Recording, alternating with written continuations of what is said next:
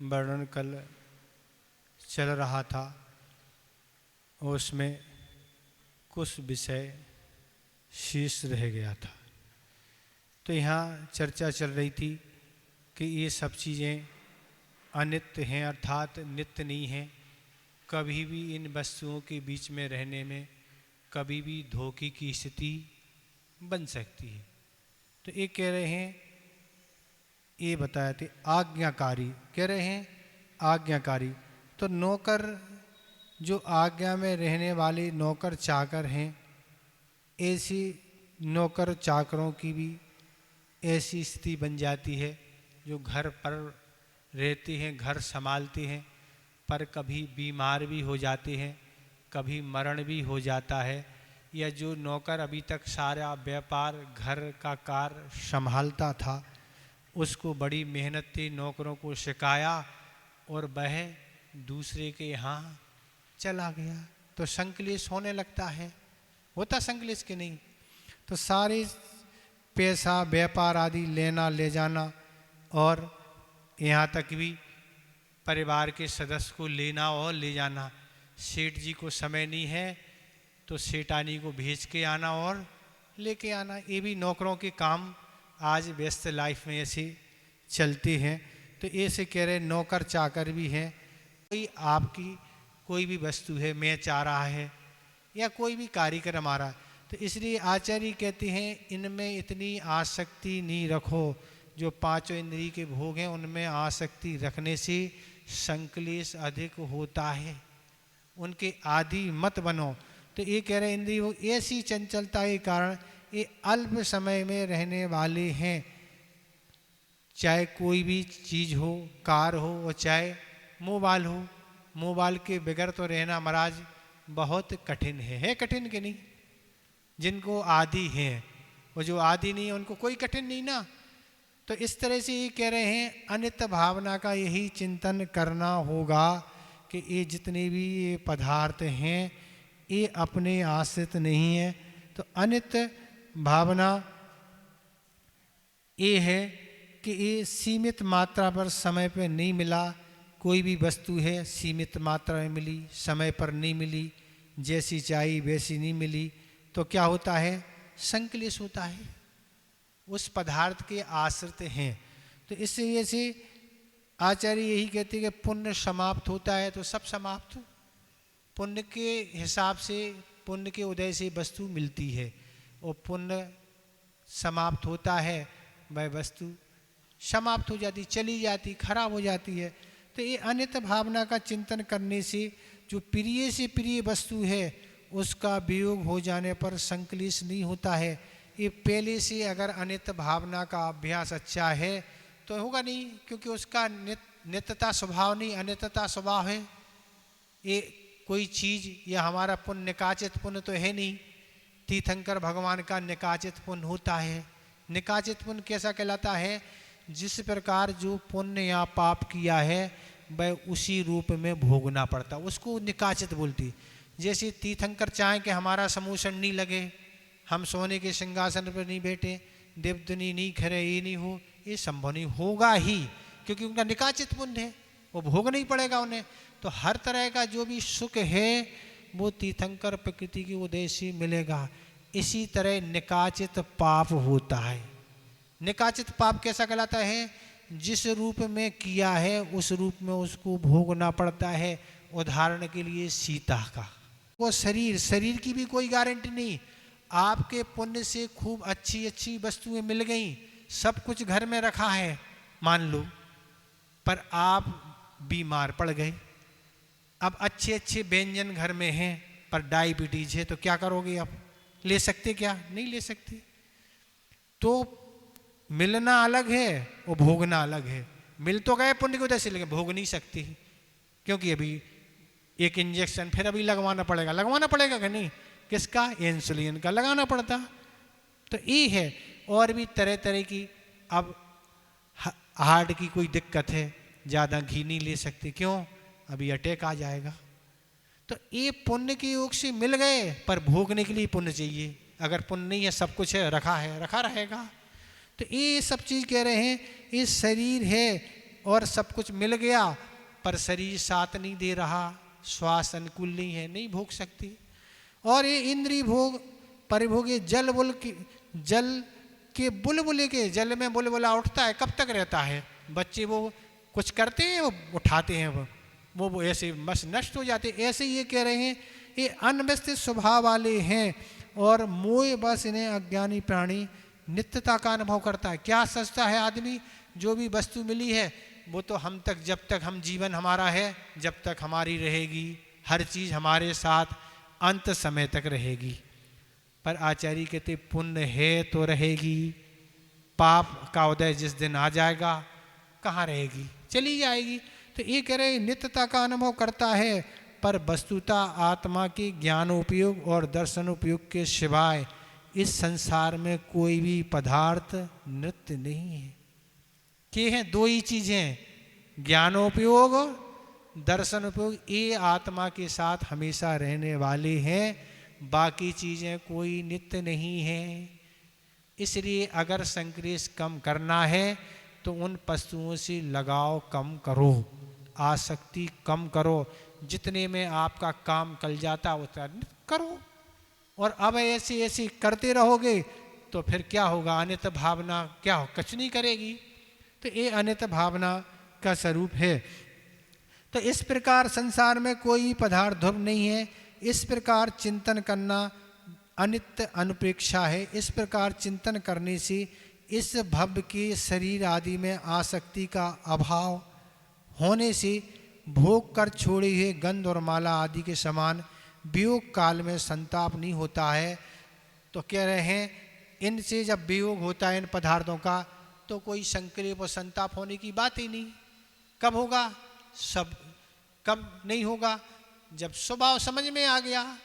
कोई भी चीज़ है, कोई भी दुनिया की चीज़ है, अपने अनुसार वह नहीं रह सकती, ये तो गारंटी है। अपने कर्म के अनुसार रहेगी, चाहे भोगने योग हो चाहे उपयोग होने हो। तो इस तरह यह है, इसका अनित्य भावना का यही स्वरूप बता दिया है कि ये सब चीज़ें जो हैं जी कैसी हैं? यौवन है, घर है, गो है, धन है, गाय है और धन है, स्त्री है और परिवारजन के लोग हैं, नौकर है और इंद्रिय के भोग ये बिजली के समान सादृश हैं, अल्प समय रहने वाले हैं। ऐसा आप विचार करेंगे तो आगामी काल में जो होने वाला कर्म आश्रव है उससे बच सकेंगे। और वो ही आपाधापी आप कर रहे हैं तो कुछ होना ही नहीं है। अनित भावना भाव, चाहे कोई भी भावना व भाव, क्या होना उससे? भावना भाने का अर्थ है अपने परिणामों को सुरक्षित बनाए रखना, अपने परिणाम इस तरह ना हो जिससे हमें संक्लेश ना हो, तो जीत है। बाकी क्या होना? इस तरह से अनित भावना होगी। इसमें आपको कुछ पूछना तो आप पूछ लें। पूछना कुछ?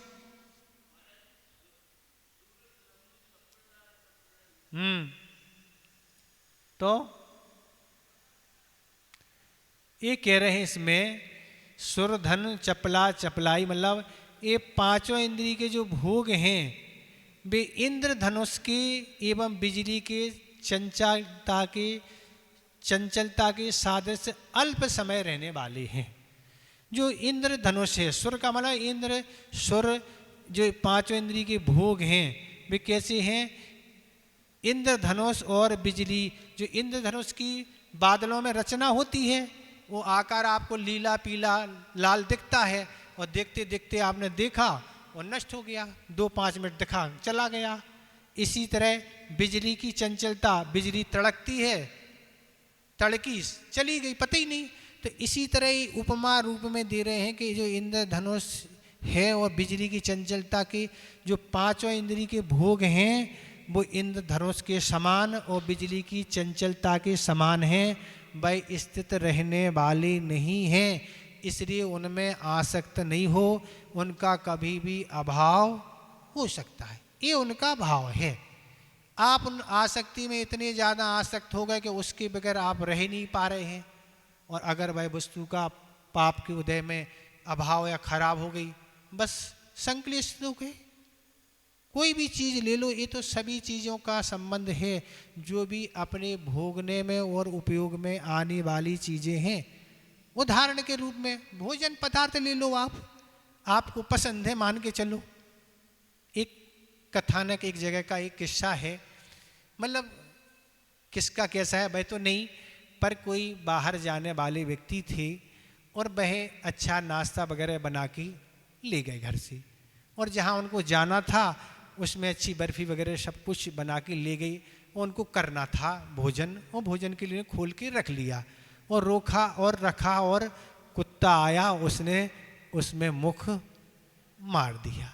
अब क्या है, क्या करो अब? यही है अनित्य भावना। क्या हो गया? सब झूठा हो गया, बेकार फेंक दिया। क्या कर, वही को दे दो, अब ले लो ना, क्या करें? हमारे कर्म के उदय में था ही नहीं। तो अब आप क्रोधित होंगे, उस कुत्ते की मार पिटाई करेंगे, या बच्चे या कोई की, अब क्या होगा उससे? बस क्रोधित हो रहे, कर्म का बंध होगा। ये विचार करो, ये अनित्य है, ऐसा कर्म था, भोगांतर कर्म का उदय था कि अंतराय आ गया भोगने में। हमने डाला होगा अंतराय किसी को, तो हमें अंतराय डाल दिया। तो ये क्रोधित होने की बातें नहीं, ये तो ये अपने विवेक की और विचार करने बातें हैं। कर्म का उदय है, यही तो क्षमा भाव काम में आता है। और क्रोध करने लगे तो अज्ञानी और ज्ञानी में कोई अंतर नहीं। सोला आदि आप करते हैं, शोध का भोजन करते हैं, पर बच्चे कभी कभी कपड़े छीन लेते हैं, भोजन छीन लेते हैं, लोग क्रोधित हो जाते, पिटाई कर देते। तो उसमें और आप में क्या अंतर है? दोनों एक से हो गए ना। वह बच्चा है, वो आप भी बच्चे जैसा काम कर रहे हैं। तो अब ये आप समझें, बच्चे हैं, उनमें उतना विवेक नहीं है। अब आप सावधानी रखें ना, आप पहले से व्यवस्थित करके रखें। ऐसी परिस्थिति बस्ताजी छीने की या कोई वस्तु की नहीं, मैंने पहले से आप व्यवस्थित कर लें। ये पता है बच्चे हैं, होता है, नादानी है उनके अंदर और उनका चंचलता स्वभाव है। ये समझदारी है। पिटाई करना और गुस्सा होना, आग बबूला हो जाना, तो क्या मतलब है? उससे ज़्यादा कसाय का उद्रेक और बढ़ रहा ना। कसाय का उद्रेक कम करने के लिए तो ही व्रत लिए, उन व्रतों में अपने को रहना है, तो इस कसाय को जीतना होगा, नहीं तो बस हिसाब किताब बराबर हो गया। ये है, ठीक हो गया। और कुछ तो नहीं पूछना इसमें। अब आ रही है अशरण भावना, दूसरे नंबर की अशरण भावना।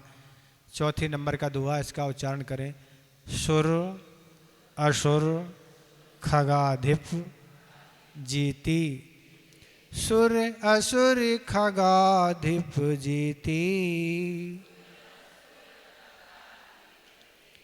मृग ज्यों हरि काल दले ते, मृग ज्यों हरि काल दले ते, मणि मंत्र तंत्र बहु होई, मणि मंत्र तंत्र बहु होई, मरते ना बचावई कोई, मरते ना बचावे कोई,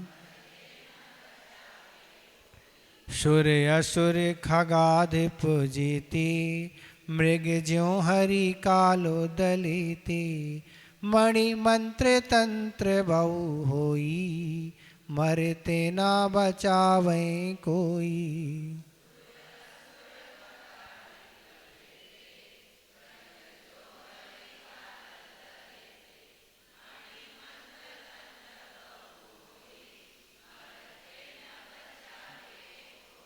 ठीक हो रहा उच्चारण? कहीं कोई गड़बड़ी तो नहीं हो रही? तो कह रहे हैं सुर असुर खगाधिप जीते, काल ज्यों दली हरि मृग दले। तो कह रहे हैं देव देवेंद्र नागेंद्र विद्याधरों का अधिपति चक्रवर्ती और जो हैं वे सब मृत्यु द्वारा उसी तरह नष्ट कर दी जाते हैं जैसे शेर हिरण को नष्ट कर देता। क्या कह रहे हैं?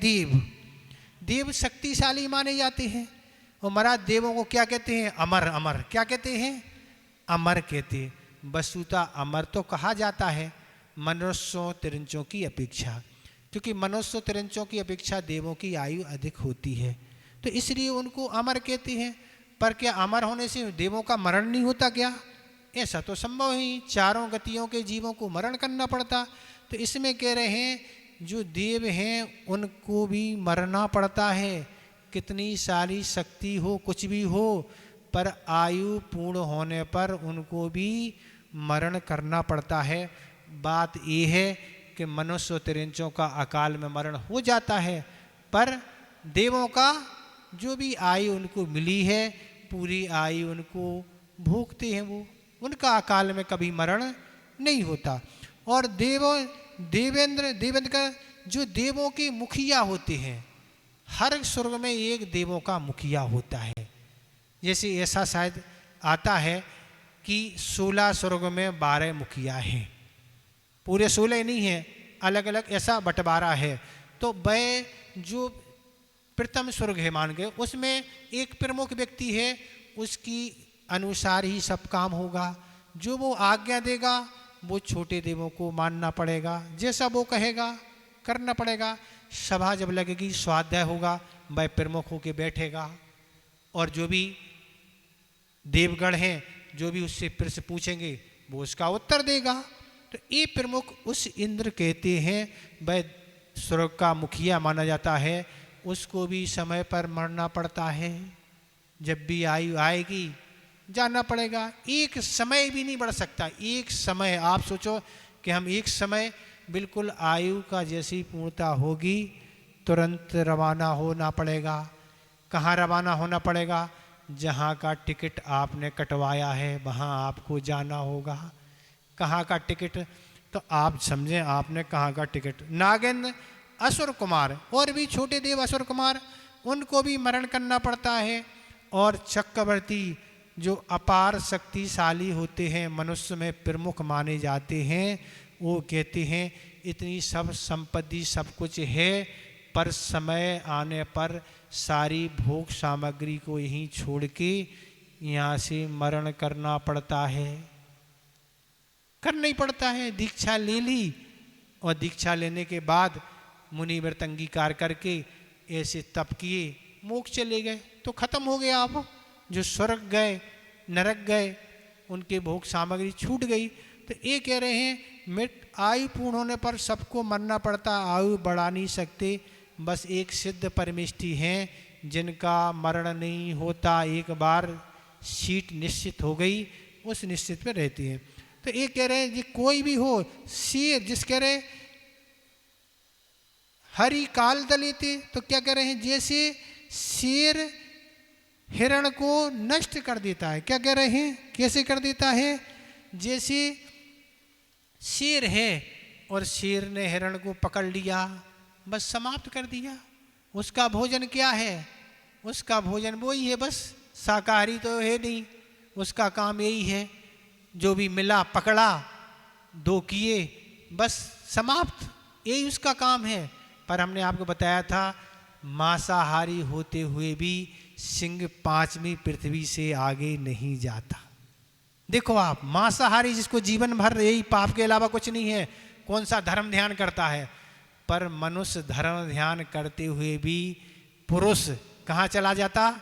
7वीं पृथ्वी चला जाता। उसमें शक्ति है। देखो आप, आगे जा रहा महाराज, हम तो शाकाहारी हैं, पर शाकाहारी से बहुवारम परिगृतम नार कश्यावशाह। कोई सिंह की कोई भी कल के लिए कोई चिंता नहीं है, यहाँ 10 पीढ़ी की चिंता है। वहाँ क्या होगा? कल पकड़ेंगे फिर निपटाएंगे, बस खत्म, निपटाया। पर यहाँ बस यही इसी में लगे हैं, पर उसके यहाँ कोई ऐसा नहीं है, इसलिए 5वीं पृथ्वी से आगे नहीं जाता।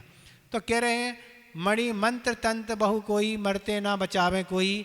तो कह रहे मणि है, मंत्र है, तंत्र आदि बहुत हैं, परंतु मरते हुए जीव को कोई भी बचा नहीं सकता। क्या कह रहे हैं?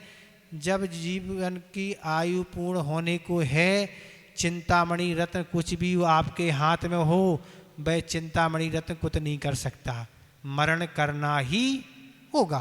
तो ये चिंतामणि रत्न है और चिंतामणि मंत्र है, और भी मंत्र हैं, बहुत सारे मंत्र हैं, बहुत सारे तंत्र हैं।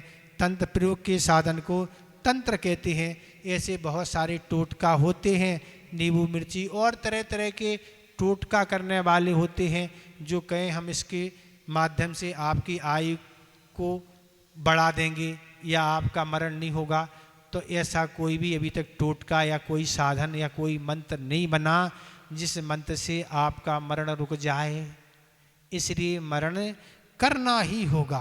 तो इसलिए ये कहने का अर्थ यही है कि इसलिए ये पानी में डाल दो। कोई भी अंगूठी में नंग लगा लेते लोग, भैया अंगूठी में नंग लगा लो तो तुम्हारा मरण नहीं होगा। कोई ये सब काम करने वाले नहीं हैं। वो मणि पानी में डाल दो, उस पानी को पिला दें तो भी नहीं है। देखो, मूर्छित होना अलग विषय है। मूर्छित कोई व्यक्ति हो गया, अभी आयु उसकी पूर्ण नहीं है, तो वह ठीक हो सकता है, पर अब आयु काल पूर्ण ही होने वाला है, तो अब कहाँ से बचेंगे। तो इस तरह से जो चक्रवर्ती 14 रत्नों के स्वामी होते हैं, पर वो भी नहीं बच सकते हैं, ऐसी स्थिति होती है। तो एक उदाहरण आता है कि एक सर्प मेंढक को पकड़ रहा है। क्या कर रहा है? एक सर्प मेंढक को पकड़ रहा है और मेंढक मछली को पकड़ रही है। क्या कर रहे हैं? ऐसी स्थिति है। मेंढक ये नहीं सोच रहा कि देखो सर्प के द्वारा हमारा जीवन नष्ट होने वाला है, वो नहीं, वो मछली को पकड़ रहा है। मेंढक, सर्प मेंढक को पकड़ा है और मेंढक मछली को। एक दूसरे आसक्ति में इस तरह लगे हुए हैं। तो इसलिए आचार्य कहते हैं कि इस संसार में कोई भी शरण नहीं है। शरण है तो चत्तारी शरणम पब्बवजामि। ये 4 ही शरण हैं, जिनकी शरण में चले गए तो सब कुछ अच्छा हो सकता है। चत्तारी मंगलम अरहंत सिद्ध, ये सब ये हैं, ये मंगल हैं, उत्तम हैं और शरण हैं। इनकी अगर शरण में रहेंगे तो सब अच्छा अच्छा होता चला जाएगा। इनकी शरण को छोड़ के किसी की शरण में जाएंगे तो कुछ अच्छा होने वाला नहीं है। ये कहने वाले हैं। अशरण भावना के बारे में आचार्य पूजपाद महाराज सर्वार्थ सिद्धि में लिख रहे हैं कि जिस प्रकार एकांत में क्षुधित मांस का लोभी बलवान व्याघ्र के द्वारा दबोचे गए मृग श्रावक के लिए कुछ भी शरण नहीं होता। क्या कह रहे हैं? जिस तरह से एकांत में कोई मांस का लोभी है, कोई व्याघ्र है, उसको भूख लगी है और मांस वो ग्रहण करता है। अब उसको हिरण का बच्चा मिल गया, अब हिरण का बच्चा क्या करेगा? कुछ नहीं कर सकता, वह तो उसकी पकड़ में आएगा, अब वह बच नहीं सकता। इसी तरह कह रहे हैं, उसी प्रकार जन्म जरा और मृत्यु और व्याधि दुखों से मध्य में परिभ्रमण करने वाले इस जीव की कोई शरण नहीं है।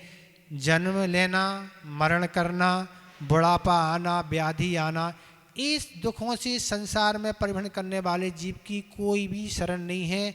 सब कुछ करना ही होगा। जन्म भी लेना पड़ेगा, मरण भी, बुढ़ापा भी आएगा और रोग भी होंगे। और क्या कह रहे हैं? परिपुष्ट हुआ शरीर ही भोजन के प्रति सहायक है। कह रहे हैं परिपुष्ट मतलब अच्छा बलवान शरीर है तो ही हम भोजन कर सकते। अगर बीमार पड़ गए तो भोजन भी नहीं कर पाते, उठना ही बैठना मुश्किल, लेटे ही रहते हैं।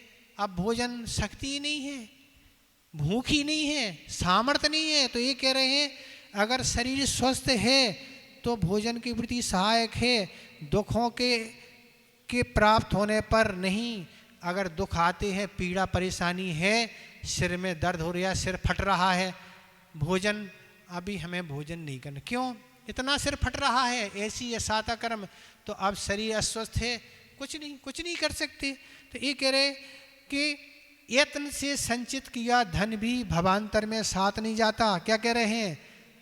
यत्न से, बड़े पुरुषार्थ से धन का संचय किया है, पर आगामी भाव में उसको ले नहीं जा सकते। आप उसको शरण समझ रहे हो कि महाराज अगले भाव में काम आएगा धन, तो अगले भाव में कमाना अलग से पड़ेगा। वहाँ यहाँ का धन वहाँ काम में आने वाला नहीं है, वो तो यहीं छूटेगा। जिन्होंने सुख और दुख को समान रूप से बांट लिया है, ऐसे मित्र भी मरण के समय रक्षा नहीं कर सकते। क्या कह रहे हैं? जो सुख और दुख में शामिल होते ऐसे मित्र, वह मरण के समय हमें हमारी रक्षा नहीं कर सकते। मित्र चाहे कि हम आपको बचा लें, हम मित्रता का साथ दें, तो मित्र भी नहीं बचा सकता, वो भी मरण करना पड़ेगा।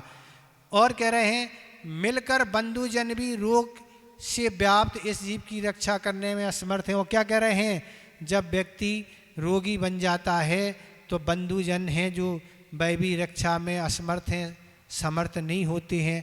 यदि सुचरित धर्म हो तो वह दुख रूपी महासमुद्र में तारने का उपाय हो जाए। अगर सुचरित अच्छा धर्म आपने किया है तो आप इस दुख से छुटकारा प्राप्त कर सकते हैं। इस महासमुद्र है उस वही तारने का उपाय है। अगर इस संसार से आपको तरने का उपाय कोई है तो एक धर्म ही शरण है। अगर धर्म का आश्रय आप लेते, शरण लेते हैं तो पार हो जाओगे, और अगर और शरण लेते हो तो नहीं। तो ये कह रहे हैं इसलिए संसार विपत्ति रूपी स्थान में धर्म ही शरण है, वही मित्र है, वह कभी भी छूटने वाला अर्थ है, वह कभी छूटने वाला नहीं है, अन्य कोई शरण नहीं है। इस प्रकार भावना का अशरण अनुपेक्षा है। इस प्रकार विचार करने से इस जीव के मैं सदा अशरण हूँ। क्या बात है, मैं अशरण हूँ, हमारी कोई शरण नहीं है। शरण है तो धर्म है, जिनको हम शरण मान रहे हैं उनकी भी कोई शरण नहीं है कोई शरण की नहीं। आपसे कोई गारंटी ले ले, चिंता नहीं करो हम हैं, हमारे होते हुए तुम्हारा कुछ नहीं हो सकता। पहले तुम अपना तो सोचो, तुम्हारी गारंटी कौन लेने वाला है। पहले तुम अपनी गारंटी नहीं ले सकते, दूसरे की क्या। एक कर्म एक ऐसी चीज है कि बड़े बड़े तीर्थंकर और चक्रवर्ती, बड़े बड़े अच्छे अच्छे योद्धा जो उसके चंगुल में फंसते हैं, उनको भी उन कर्म के अनुसार नचना पड़ता है। कर्म से ज़्यादा शक्ति किसकी है? तो कर्म की शक्ति तो वही है कि हम अगर संयम अपने जीवन में धारण करते हैं और विवेक बुद्धि रखते हैं तो कर्म को भी हम अपने अनुसार नचा सकते हैं। कर्म क्या करेगा? क्रोध कषाय का उदय है, पर हम चाहे क्रोध नहीं करें तो क्या करेगा कर्म? कुछ कर सकता? कुछ नहीं कर सकता। हम अब संकल्प कर लें कोई भी परिस्थिति बनेगी हम नहीं करेंगे क्रोध, हम अपने आप को शांत बना के रखेंगे। अब क्या करेगा कर्म? बिल्कुल नहीं कर सकता। अगर कर्म के अनुसार सब कुछ होता है तो फिर तो कभी हम संसार से मुक्त ही नहीं हो पाएंगे, क्योंकि कर्म अपना काम करेगा और हम पराजित हो जाएंगे, हम कुछ कर नहीं सकते। तो फिर तो कभी हमें संसार से मुक्ति ही नहीं होगी। तो ये अपन माने कर्म ही सब कुछ है, तो ऐसा मत मानो। अगर हम चाहें अपने को नियंत्रण करके रखें, कर्म के अनुरूप ना हो तो कर्म कुछ नहीं करेगा। ये सारी स्थितियां हैं, पर मन जो भी चाहता है, इंद्रिय जो भी चाहती, हम उसकी पूर्ति करते रहते हैं। और फिर हम कहते हैं महाराज कर्म का उदय है। ऐसा नहीं सोचते, कर्म का उदय क्या करेगा? कर्म का उदय ठीक है। अब यहाँ तो आप बैठे नहीं, अब क्रोध कषाय का उदय है, कहाँ है क्रोध? वो बताओ, मान के चलो ना, आपको वही प्रतिकूलता घटित हो रही है, पर क्रोध कषाय का उदय है आ रहा आपको। क्या करेगा वह क्रोध? क्योंकि क्षेत्र ही ऐसा है, भाव ही ऐसे हैं, भाव अच्छे हैं, क्षेत्र भी नहीं है ना। अब बस इसलिए क्या है, क्रोध नियंत्रण में बना हुआ है। क्रोध आया और गया, ये है। तो ये सारा ये अशरण भावना का स्वरूप है। इसमें अगर आपको कुछ पूछना तो आप पूछ लें। ये सारी चिंतन के विषय हैं, और ऐसा चिंतन करेंगे तो दुनिया पर फिर विश्वास नहीं होगा भाई ये शरण है, अब तो ये हमारा सहयोग करेगा, वो करेगा। फिर अंत में जब हमारी स्थिति परिस्थिति बनेगी, अरे सभी धोखेबाज हैं, क्या कहेंगे? अरे सभी मतलब के स्वार्थी। भैया ये पहले ही सोच लेते ना, अभी क्यों सोच रहे? ये तो पहले सोचते ना। कर्तव्य करने के नाते कर्तव्य करना चाहिए, कर्तव्य करें, एक दूसरे का सहयोग करें, थोड़ा विश्वास, पर एकदम बिल्कुल विश्वास ही रखें नहीं हमारा तो कुछ मिट ही नहीं सकता है। तो ऐसा मत सोचो, मिट नहीं सकता है, अपने हाथ की चीज़ें नहीं है ये। तो इसलिए ये हो गया, ठीक है। समझ में तो आ रहा है कि नहीं? ऐसा तो नहीं ऊपर से जा रहा हो, हाल के बाहर निकल रहा हो ना। संसार भावना क्या कह रहे हैं? 5वां नंबर दुआ, चहु गति दुख जीव भरे हैं, चहुगत दुख जीव भरे हैं, परिवर्तन पंच करई हैं, परिवर्तन पंच करई हैं। सब विधि संसार असारा, सब विधि संसार असारा। या में सुख नाही लगारा, या में सुख नाही लगारा। चहुगत दुख जीव भरे हैं, परिवर्तन पंच करई हैं। सब विधि संसार असारा, या में सुख नाही लगारा।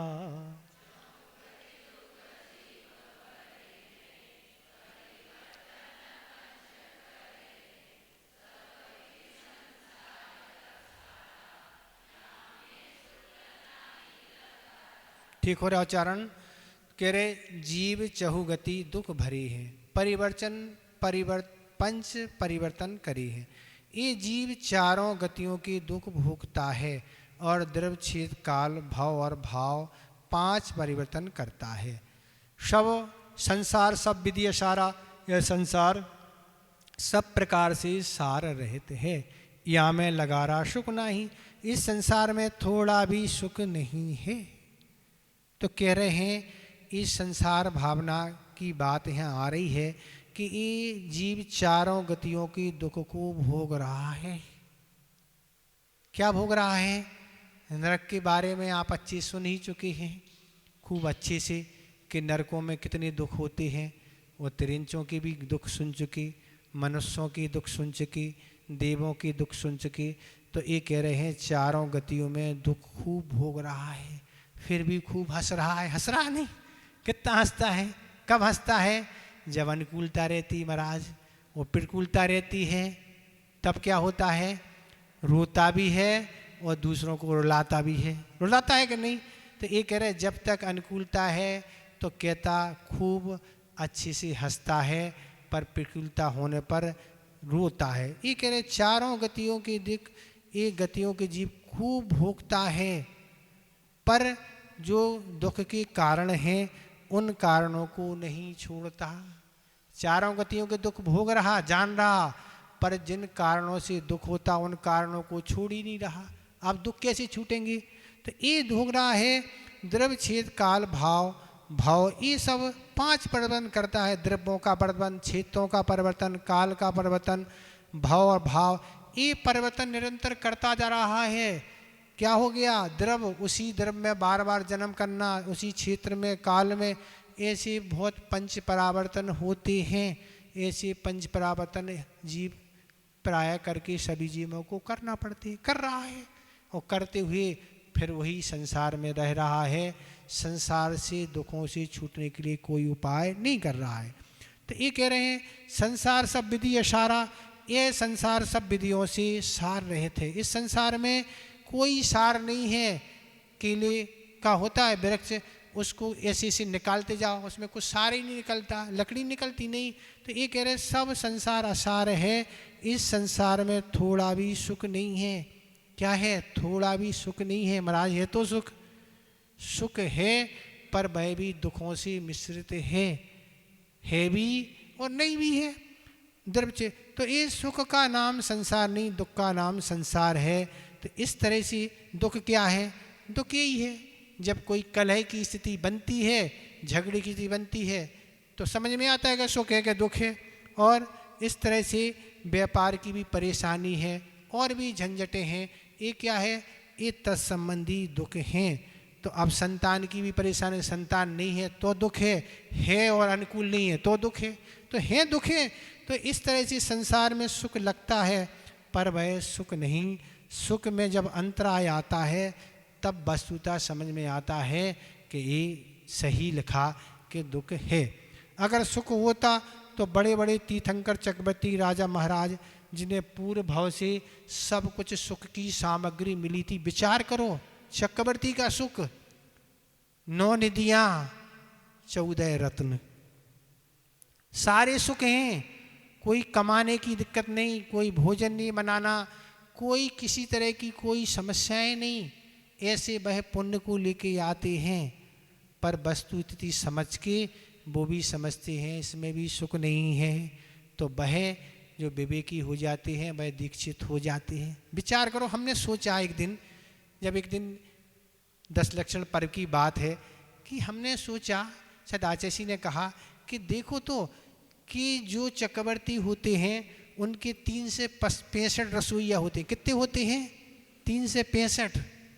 एक जो आज बनाएगा वो कल नहीं, उसका अगली वर्ष के अंत में नंबर आएगा। 3 से 65 वेद होते हैं। कितने? एक दिन का एक ही वेद होता है। 3 करोड़ तो हंडे होते भोजन पकाने के लिए। अब बताओ, चक्रवर्ती 96,000 रानी और पुत्र और सेना और काका, 3 करोड़ हंडे भोजन, छोटे छोटे होते होंगे क्या? कितने बड़े होते हैं? तो ऐसी सारी स्थितियाँ सब कुछ हैं।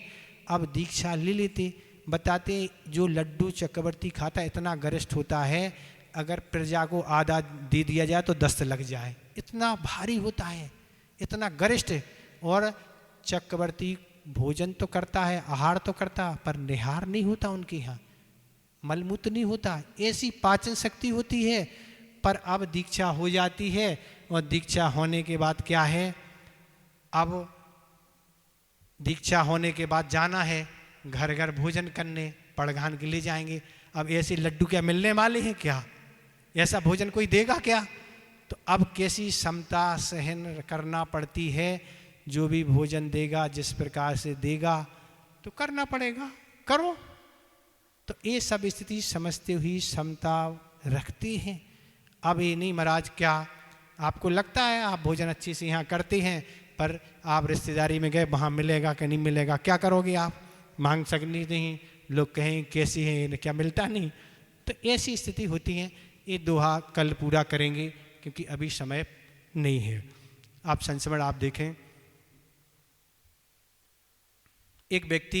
कुछ व्यक्ति बॉम्बे में रहते थे, वह श्वेतांबर धर्म के अनुयायी थे। पर जब आचार्य महाराज के बारे में उन्होंने सुना कि कोई आचार्य विद्यासागर महाराज हैं जिनकी एक अनूठी चर्या है, और वह जब भी दर्शन करने आए तो आचार्य महाराज की चर्या देख के बड़े प्रभावित हुए, और समय समय पर वह आते रहते थे। और इतने ज़्यादा वह चर्या देख के और धर्म देख के इतने ज़्यादा जैन धर्म से प्रभावित हुए कि आचार्य महाराज के समक्ष अपनी भावना रख दी कि हम अपना श्वेतांबर धर्म छोड़ के दिगंबर धर्म के अनुयायी बनना चाहते हैं। आचार्य महाराज भी किसी कार्य में जल्दी नहीं करते। धीरे धीरे आचार्य महाराज ने उनको अनुमति दे दी, वह पूजन करने लगे, दिगंबर आवनाय के ग्रंथों का स्वाध्याय भी करने लगे, और धीरे धीरे फिर आहार दान भी करने लगे। और वह यहाँ तक आगे बढ़ गए कि उन्होंने प्रतिमाएँ भी धारण कर ली। उनके जो बच्चे थे उनने भी ब्रह्मचारी व्रत ले लिया। ऐसे लगभग 15-20 वर्ष लगी, और इस तरह से वह बॉम्बे में रहते हुए भी अणु व्रतों का पालन करते थे। 1-1, 2-2, 4-4, 6-6, 7-7 प्रतिमाएँ उन्होंने धारण कर ली। और वह संघ में भी आते थे, 15-15, 1-1 महीने रुकते थे, और अतिथि संभाग व्रत का पालन करते थे। और बॉम्बे में रह के वह अणुव्रतों का पालन करते थे। पर जहाँ से वह बॉम्बे में पानी लाते थे वह पानी खराब हो गया, इसलिए वह दूसरे जगह से पानी लाने लगे। और पानी जैसे लाने लगे तो वह जो वहाँ के रहने वाले व्यक्ति थे, जो एक मठ था उसमें रहने वाले जो छोटे लोग थे, उन्होंने देखा कि पानी तो भरते हैं पर पानी भरने के बाद कुएं में कुछ डाल जाते। तब उन्होंने मना कर दिया कि पानी यहाँ से नहीं ले जा सकते, संस्मरण आपका हो नहीं पाएगा। फिर इसको सुनाएंगे। बोधि समाधि परिणाम शुद्धि स्वात्मोद लब्धि शिव शौक सिद्धि चिंतामणि चिंते वस्तु दाने तुम बंधमानस ममास्तु देवी।